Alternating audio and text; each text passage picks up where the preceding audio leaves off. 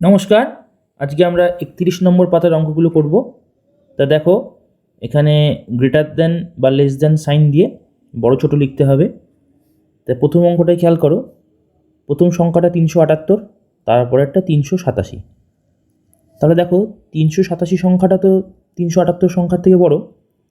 তাহলে আমাদের চিহ্নটা কেমন হবে না, এইরকম চিহ্ন হবে। তার কারণটা হচ্ছে, আমি কি বলেছিলাম, হাঁ যেদিকে থাকে সেটা বড় হয়, মানে এদিকটা বড়, মানে যেহেতু এটা 387টা বড় সংখ্যা, তাই আমরা হায়ের দিকটা এদিকে রাখবো আর কি, এইদিকে থাকবে। ঠিক আছে, তাহলে হচ্ছে 378 লেস দেন 387, এইভাবে পড়তে হবে সংখ্যাটাকে। ঠিক আছে, দেখো পরের অঙ্কটায় 600 দেওয়া আছে। হাঁটা দেখো এই দিক 600 দিকে আছে, মানে বোঝাতে চেষ্টা করছে যে 600টা বড় হবে। এদিকে এমন একটা সংখ্যা লিখতে হবে যে 600 থেকে ছোটো। তা তোমরা যে কোনো একটা সংখ্যা লিখতে পারো যেটা 600 থেকে ছোটো। ধরে নাও 300, কথার কথা। তুমি অন্য কিছু লিখতে পারতে, 400, 500 ইত্যাদি। যাই হোক, সেটা কোনো বড় ব্যাপার নয়। আশা করি অঙ্কটা বুঝতে পেরেছো। এবার দেখো পরের অঙ্কটা দেখো। দেখো হাঁটা কোন দিকে আছে, হাঁটা আছে এই দিকে আছে। তাহলে কি হবে, এই দিকে যে সংখ্যাটা বসবে সে কিন্তু 800 থেকে বড় হতে হবে। ঠিক আছে, তাহলে 800 থেকে বড় একটা সংখ্যা কী হবে, ধরে নাও 900। তুমি অন্য কিছু লিখতে পারতে, 850 লিখতে পারতে, 1000 লিখতে পারতে, অসংখ্য সংখ্যা লেখা যায়। ঠিক আছে, তাহলে আশা করি বোঝা গেছে যে আচ্ছা এই মাঝে এটা একটু মুছে দিই, তাহলে দেখতে সুবিধা হবে। তাহলে যে 900 গ্রেটার দ্যান 800, এইভাবে আমরা পড়ব লেখাটাকে। এবার দেখো পরের অঙ্কটা দেখো। প্রথম সংখ্যাটা দেওয়া আছে 807, আর তারপরের অঙ্কটা দেওয়া আছে 800।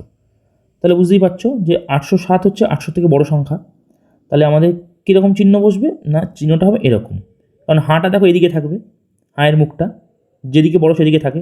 তাহলে যেহেতু 807 বড়, তাহলে আমরা এরম দেবো, এরম চিহ্ন দেবো। তাহলে পড়বো কীভাবে না, 807 গ্রেটার দ্যান 800।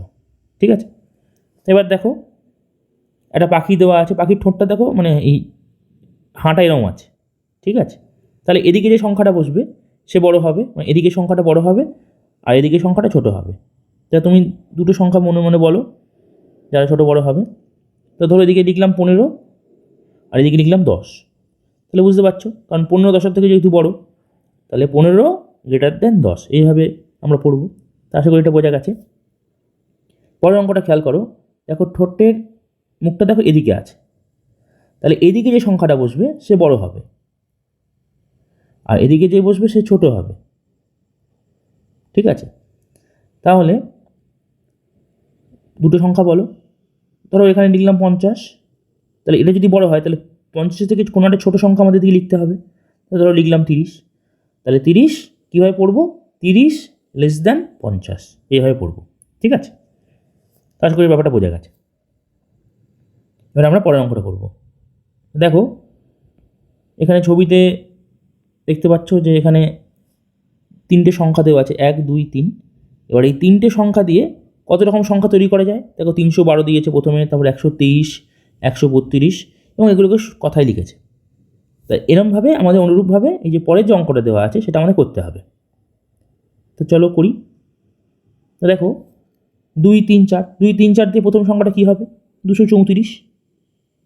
তা আমরা কথায় লিখি 234। ঠিক আছে, তাহলে পরের সংখ্যাটা লিখি, তাহলে 243।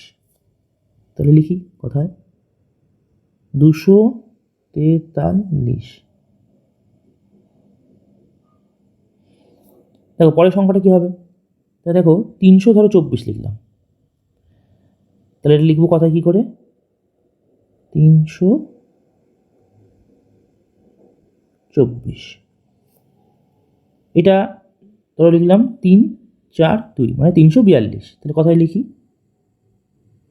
342।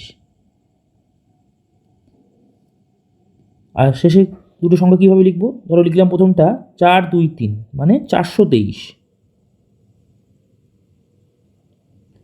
423। আর পরেরটা কী হবে, 4 3 2, মানে 432। 432। তো বোঝা গেছে আশা করি, অসুবিধা হওয়ার কিছু নেই। যদি কোনো বুঝতে কিছু অসুবিধা হয়ে থাকে আমাকে তাহলে কমেন্ট বক্সে জানিও, আমি উত্তর দিয়ে দেবো। আজকে এই পর্যন্তই। পরের পরের পৃষ্ঠের অঙ্কগুলো আমি পরের ভিডিওতে আলোচনা করব। ভিডিওটা দেখার জন্য ধন্যবাদ।